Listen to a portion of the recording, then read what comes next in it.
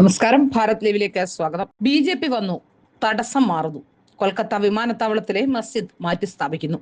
136 വർഷം പഴക്കമുള്ള പള്ളി സ്ഥിതി ചെയ്യുന്നത് വിമാനത്താവളത്തിന്റെ റൺവേയിലാണ്. നടപടി രാജ്യസുരക്ഷ മുൻനിർത്തിയുമാണ്.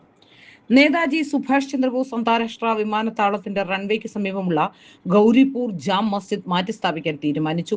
136 വർഷം പഴക്കമുള്ള മസ്ജിദാണ് മാറ്റിസ്ഥാപിക്കുന്നത്. കൊൽക്കത്ത വിമാനത്താവള അതോറിറ്റിയുടേതാണ് അന്തിമ തീരുമാനം.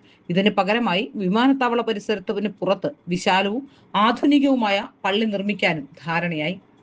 മുൻപ് മുഖ്യമന്ത്രി ബുദ്ധദേവ് ഭട്ടാചാര്യയും വ്യോമയാന മന്ത്രാലയ അധികൃതരും പള്ളി മാറ്റി സ്ഥാപിക്കുന്നതുമായി ബന്ധപ്പെട്ട് ധാരണയാക്കിയിരുന്നു. എന്നാൽ മുസ്ലിം സംഘടനകളെ ഭയന്ന് ഇതിൽ നിന്നും സംസ്ഥാന സർക്കാർ പിന്നോട്ട് പോവുകയായിരുന്നു. മമതാ സർക്കാരിനോടും മന്ത്രാലയം ഇക്കാര്യം അവകാശപ്പെട്ടെങ്കിലും നടപടിയുണ്ടായില്ല.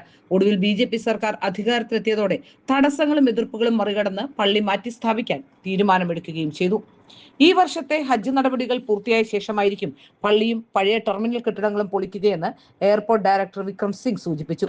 പള്ളി മാത്രമല്ല, വിമാനത്താവള പോലീസ് സ്റ്റേഷന് സമീപം സ്ഥിതി ചെയ്യുന്ന ക്ഷേത്രവും നവീകരണ പദ്ധതിയുടെ ഭാഗമായി മാറ്റും. വികസനത്തിന്റെ കാര്യത്തിൽ ഒരു വിട്ടുവീഴ്ചയും ഉണ്ടാകില്ല എന്ന് ഉത്തർദമിൽ നിന്നുള്ള ബി.ജെ.പി എം.എൽ.എ സൗരഭ് സിക്ദർ പറഞ്ഞു.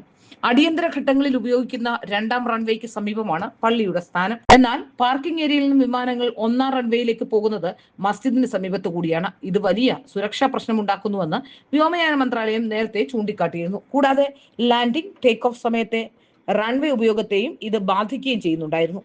1890 മസ്ജിദ് നിർമ്മിച്ചത്. 1924 ബ്രിട്ടീഷുകാരാണ് വിമാനത്താവളം നിർമ്മിച്ചത്. പിന്നീട് 1960കളിൽ കൂടുതൽ ഭൂമി ഏറ്റെടുക്കലിലൂടെ റൺവേ വികസിപ്പിച്ചപ്പോൾ പള്ളി വിമാനത്താവള പരിധിക്കുള്ളിൽ എത്തുകയായിരുന്നു.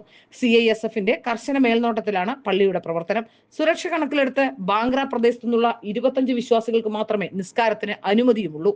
വെള്ളിയാഴ്ചകളിൽ 80 പേർക്ക് പ്രവേശിക്കാം.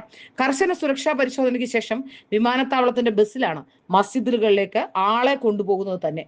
ഏതായാലും അവിടെ വളരെ പെട്ടെന്ന് തന്നെ കാര്യങ്ങൾക്ക് ഒരു തീരുമാനമായിരിക്കുന്നു. ഏതായാലും വികസന വിഷയങ്ങൾ വരുമ്പോൾ, പ്രത്യേകിച്ച് രാജ്യസുരക്ഷയുമായി ബന്ധപ്പെട്ട പ്രശ്നങ്ങളൊക്കെ ഉണ്ടാകുമ്പോൾ ഇത് തീർച്ചയായും ഒരു വലിയ പ്രശ്നം തന്നെയാണ്. കാരണം വിമാനത്താവളത്തിന്റെ റൺവേയിലാണ് ഈ പള്ളി എന്നുള്ളത് കൊണ്ട് തന്നെ അത് മാറ്റി സ്ഥാപിക്കേണ്ട ആവശ്യമുണ്ടായിരുന്നു. പോലീസ് സ്റ്റേഷനും അതിന്റെ സമീപത്തെ ക്ഷേത്രവും കൂടി മാറ്റുന്നു എന്നുള്ളതാണ് ഏറ്റവും പ്രധാനപ്പെട്ട കാര്യം. വികസന വിഷയങ്ങളിൽ മറ്റ് ജാതിക്കോ മതത്തിനോ രാഷ്ട്രീയത്തിനോ പ്രാധാന്യമില്ല എന്ന തത്വം വീണ്ടും ഊട്ടി ഉറപ്പിക്കുകയാണ് പശ്ചിമ ബംഗാളിലെ ബി.ജെ.പി സർക്കാർ.